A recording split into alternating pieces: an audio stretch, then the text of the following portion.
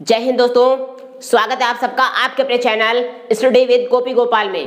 दोस्तों आज बात करने वाले हैं SSS पार्ट 4 की। आप लोगों ने पहले 3 वीडियो लेक्चर्स में दोस्तों बहुत कुछ सीखा होगा। स्पीकिंग सेंटेंसेज के, इंग्लिश के स्पीकिंग सेंटेंसेज के बारे में काफ़ी नई नई जानकारियां आपने कर ली हैं। अब आज की ये क्लास आपकी होने वाली है advance class.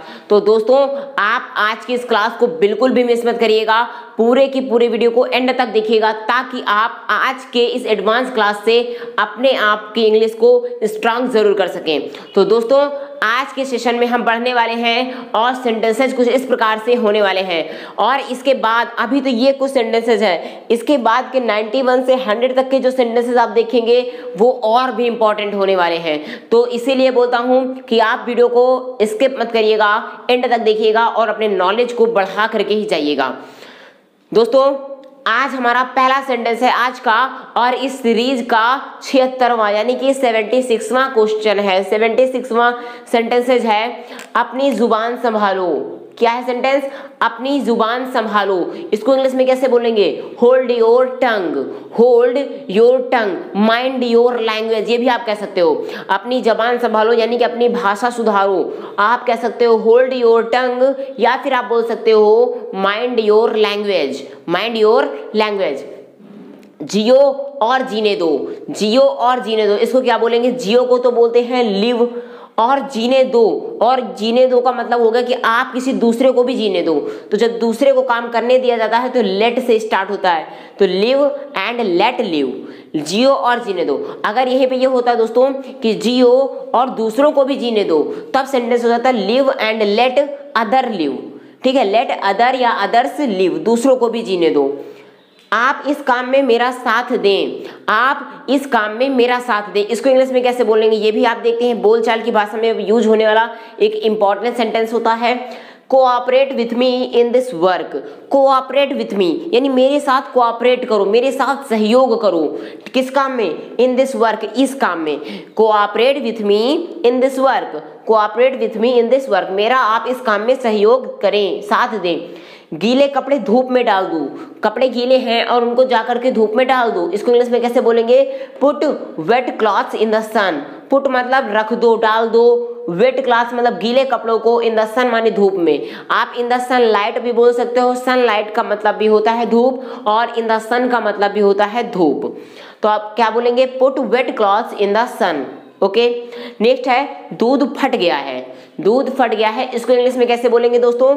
Milk has turned sour, milk has turned sour. चलिए इसका मतलब समझते हैं कि मिल्क हैज टर्न मतलब दूध बदल गया है, सॉर मतलब खट्टेपन में। अब आप ये बताइए जब दूध खट्टेपन में बदलेगा, खट्टेपन में बदलने का क्या मतलब होता है? कि फट जाना, दूध खराब हो जाना। तो बात तो वही है ना, आप सेंटेंस को समझिएगा, हम एज इट इज नहीं लिखेंगे, लेकिन उसका अर्थ भी, उसका जो सेंस है समझ के अनुसार भी हम अपने वाक्यों को इंग्लिश में बोलते हैं। तो स्टूडेंट्स आई होप आपको वीडियो समझ में आ रही होगी। दूध फट गया है को इंग्लिश में कैसे बोलेंगे? Milk has turned sour. हड़ताल के कारण सब काम बंद है। हड़ताल लोग कर देते हैं ना, जो कोई एम्प्लॉयज होते हैं, वर्कर्स होते हैं किसी कंपनी में, तो वो उनके वर्कर क्या करते हैं? हड़ताल कर देते हैं, स्ट्राइक कर देते हैं, तो उसी के कारण काम बंद है। तो इसको क्या बोलेंगे? एवरीथिंग इज क्लोज्ड यानी कि हर सब काम बंद है, सब काम मतलब हर काम कोई भी। तो everything is closed because of strike, everything is closed because of strike, हड़ताल के कारण सब काम बंद है। अगर आप दोस्तों ये बोलना चाहें कि कोरोना के कारण सब काम बंद है, कोविड-19 के कारण सब काम बंद है, तो भी आप कैसे बोल सकते हैं? Everything is closed because of covid, everything is closed because of covid, because of corona. समझ में आ रही है बात? नेक्स्ट है बक बक ना करो, बक बक ना करो मतलब कि नॉनसेंस वाली बातें मत करो। डोंट स्पीक नॉनसेंस या don't talk nonsense. Don't speak भी आप बोल सकते हो, और स्पीक की जगह पे आप टॉक का यूज भी कर सकते हो। डोंट टॉक नॉनसेंस, इसकी जगह पे ये वाला होगा, ठीक है? स्पीक की जगह पे टॉक का यूज कर सकते हो। तो don't talk nonsense, don't speak nonsense, बकवास वाली बातें मत करो, बक बक ना करो। उसे कुछ नहीं आता जाता। अब जरा समझना दोस्तों, इस सेंटेंस से उसको इंपॉर्टेंट में ले लो, इसको कैसे समझते हैं? उसे कुछ नहीं आता जाता, ये तो कई लोग बोलते हैं। आप जब पढ़ाई नहीं करते, आप छोटे थे तो बहुत से लोग बोलते थे इसको कुछ नहीं आता जाता। ठीक है, अब इसको कैसे बोलेंगे? अब हम दो तरह के बोल सकते हैं, दो क्या कई तरीके होते हैं। ही या सी डज नॉट नो एनीथिंग, जरा इसको एक्सप्लेन करते हैं।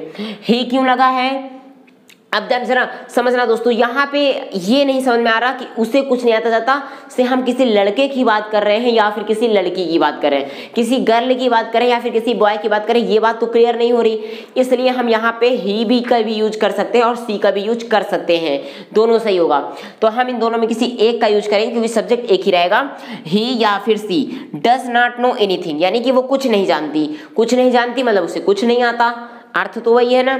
या फिर आप ये कह सकते हैं ही या सी, इसी की जगह देखो दोस्तों, डज नॉट नो की जगह पे आप कर सकते हैं इतने की जगह पे, इस पूरे की जगह पे आप एक ऑप्शन यूज कर सकते हैं, ही या सी नोज। आप फिर क्या लिख देंगे, नो। अगर हम डोंट को हटा दे, डोंट नो एनीथिंग को हटा दे तो आप लिख सकते हैं ही या सी, इसके बाद लिखेंगे नोज, आगे लिख दीजिए नथिंग। ही नोज नथिंग, उसे कुछ नहीं पता। ही सी नोज नथिंग, उसे कुछ नहीं पता, उसे कुछ नहीं आता। एक दूसरा टाइप होता है ही या she is good for nothing. अब जरा इसमें आपको उसकी तारीफ करनी है लेकिन गलत तरीके में, समझना।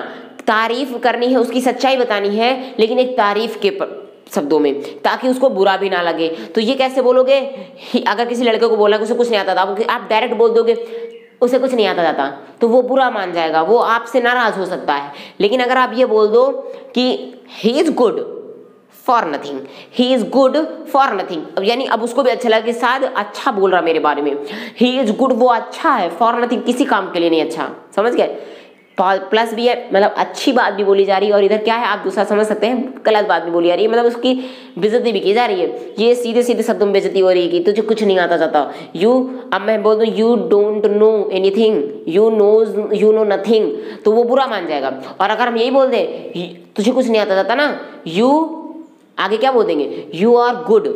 अब क्या हो जाएगा, you are good for nothing, तुझे कुछ नहीं आता था, you are good for nothing, उसे कुछ नहीं आता था, he is good for nothing. तो वो सोचेगा मेरी तारीफ कर रहे हैं, लेकिन हम क्या कर रहे हैं, हम तो उसकी बुराई कर रहे हैं, ससुर को कुछ नहीं आता जाता। तो ये हो गया। तो इससे क्या होता है, उसे कुछ नहीं आता जाता, तो ही या she is good for nothing, he is good for nothing, she is good for nothing. I hope आपको बात समझ में आ रही होगी। नेक्स्ट है, वो अच्छी तरह मन लगाकर पढ़ती है, वो अच्छी तरह मन लगाकर पढ़ती है, इसको क्या बोलेंगे, गर्ल है। She takes keen interest. अब दोस्तों याद रखना, जब किसी मन लगाकर पढ़ना मतलब बहुत ही ज्यादा डीपली ध्यान देना, किसी चीज में डीपली पूरे मन से ध्यान देना, उसमें हम लगाते हैं कीन, मतलब बेताबी से, उत्सुकता से पढ़ना। She takes keen interest in her studies, वो अपनी पढ़ाई में बहुत ही ज्यादा गहराई से ध्यान रखती है। अगर वो होता कि वो अच्छी तरह मन लगाकर पढ़ता है तो he takes keen interest in his study, अगर ही होता तो यहाँ पे क्या हो जाता, हिज हो जाता। ओके, मृत्यु दर बढ़ रही है। अब आजकल का समय तो देखा दोस्तों कितना ही दुखद समय आजकल चल रहा है, जिसमें आप और हम, कोई भी व्यक्ति क्या है, ऐसा नहीं कि खुश है, सब दुखी हैं। तो और क्यों दुखी है, आप देख सकते हैं हमारे आसपास के समाज में क्या हो रहा है। हम अपने आसपास अपने परिवारिक जनों को, अपने प्रियजनों को, अपनों को खोते हुए देख रहे हैं, तो दुख तो होगा ना यार, ठीक है। और इसमें क्या है, मृत्यु दर बढ़ रही है, तो इसको क्या बोलेंगे, the death rate is increasing, death rate is increasing. Death rate मतलब मृत्यु दर बढ़ रही है। अगर हमें ये बोलना है कोरोना से मृत्यु दर बढ़ रही है, कोरोना की वजह से मृत्यु दर बढ़ रही है, तो death rate is increasing due to corona या फिर बिकॉज ऑफ कोरोना। आप ड्यू टू का भी यूज कर सकते हैं, बिकॉज ऑफ का भी यूज कर सकते हैं। मैंने आपको इसके पहले के वीडियो लेक्चर्स में बिकॉज ऑफ, ड्यू टू का रूल के लिए यूज के लिए मैंने बताया था आपको। आप अगर जिन बच्चों ने नहीं देखा, वो नीचे डिस्क्रिप्शन में लिंक, आप जाकर के जरूर देखिएगा और पूरे वीडियो को वॉच करिएगा। Death rate is increasing. मैं साइकिल चलाने का शौकीन हूँ, मैं साइकिल चलाने का शौकीन हूँ, तो क्या हो जाएगा, आई am fond of cycling, I am fond of cycling, मैं साइकिल चलाने का शौकीन। मैं चाय पीने का शौकीन हूँ, या मैं चाय का शौकीन हूँ, मैं चाय का शौकीन हूँ, इसको कैसे बोलेंगे, आई am fond of T, I am fond of T. अगर मैं ये बोल दूं कि मैं चाय पीने का शौकीन हूँ, I am fond of taking tea, I am fond of taking tea, ठीक है। मैं घूमने का शौकीन हूँ, I am fond of wondering, wondering का मतलब होता है घूमना, ठीक है दोस्तों। तो इस तरह आप कर सकते हैं। फंड ऑफ का मतलब होता है शौकीन होना, फंड ऑफ का क्या मतलब होता है? शौकीन होना, इसलिए आप शौकीन की जगह पे फंड ऑफ का यूज कर सकते हैं। नेक्स्ट है वो बहुत बतूनी है, she is a chatterbox. वो बहुत बतूनी है, she is a chatterbox. She is very talkative, आप दोनों यूज कर सकते हैं। या तो आप बोलते हैं सी इज वेरी टॉकेटिव, वो बहुत बतूनी है, या she is a chatterbox, वो चपड़ चपड़ करने वाली है। आप बॉय के लिए बोलना चाहो तो आप बोल सकते हो he is a chatter box या ही इज वेरी टॉकेटिव। बेकार मत बैठो, बेकार मत बैठो, कुछ तो करो। Don't sit idle, don't sit idle, idle का मतलब होता है बेकार, व्यर्थ। डोंट सिट आइडल, बेकार मत बैठो। दूसरों की हंसी मत उड़ाओ। Don't laugh at other, laugh at का मतलब होता है हंसना, किसी पर हंसना, लेकिन अगर लाफ एट का मतलब हंसी उड़ाना भी होता है। डोंट लाफ एट अदर्स, किसी की हंसी मत उड़ाओ। दूसरों पर निर्भर मत रहो। Don't depend upon others, don't depend upon others. याद रखना दोस्तों, डिपेंड के बाद आपको अपॉन प्रीपोजिशन जरूर से जरूर लगाना है।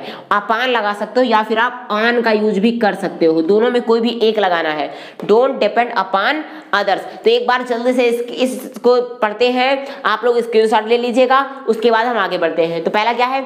अपनी जुबान संभालो, होल्ड योर टंग, जियो और जीने दो, लिव एंड लेट लिव। आप इस काम में मेरा साथ दे, cooperate with me in this work, cooperate with me in this work. गीले कपड़े धूप में डाल दो, put wet clothes in the sun, put wet clothes in the sun. दूध फट गया है, milk has turned sour, milk has turned sour. हड़ताल के कारण सब काम बंद है। Everything is closed because of the strike, everything is closed because of the strike. बकबक ना करो, don't speak nonsense, don't talk nonsense. उसे कुछ नहीं आता जाता, he knows nothing, he knows nothing, या आप कह सकते हैं he does not know anything, he या she is good for nothing, कोई भी बोल सकते हैं। वो अच्छी तरह मन लगाकर पढ़ती है, she takes keen interest in her studies, she takes keen interest in her studies. मृत्यु दर बढ़ रही है, डेथ रेट इज इंक्रीजिंग। मैं साइकिल चलाने का शौकीन हूँ, I am fond of cycling. वो बतूनी है, he is very talkative, she is a chatterbox, he या सी दोनों लगा सकते हैं। बेकार मत बैठो, डोंट सिट आइडल। दूसरों की हंसी मत उड़ाओ, डोंट लाफ एट अदर्स। दूसरों पर निर्भर मत रहो, दूसरों पर निर्भर मत रहो, don't depend upon others, don't depend on others. तो दोस्तों